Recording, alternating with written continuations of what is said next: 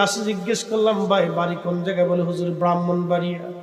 আমি বললাম, বন্ধু এই যে রোদের মধ্যে পুড়ে পুড়ে সারাদিন আমি দেখলাম আমরা হোটেল এসির মধ্যে থাকি, আর আপনি সারাদিনই রোদের মধ্যে পুড়ে পুড়ে কাজ করেন, কষ্ট হয় না?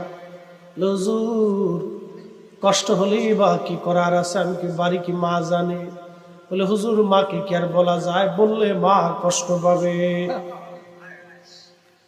হ্যাঁ নারীরা, টাকা কম হলে তুমি বেজার হও, কিন্তু স্বামী পরিশ্রম করে। আল্লাহ নবী বললেন, আমি কোন ব্যক্তিকে যদি সেজদার অনুমতি দিতাম আল্লাহর পরে, স্ত্রীকে বলতাম স্বামীর পায়ে সেজদা দেওয়ার জন্য। একবার জোরে বলা যাবে কি মারহাবা? স্ত্রীকে বলতাম স্বামীর পায়ে যেন স্ত্রী সেজদা দেয়, কারণ এই স্বামী এই ফ্যামিলির জন্য নিজের জীবন বাজি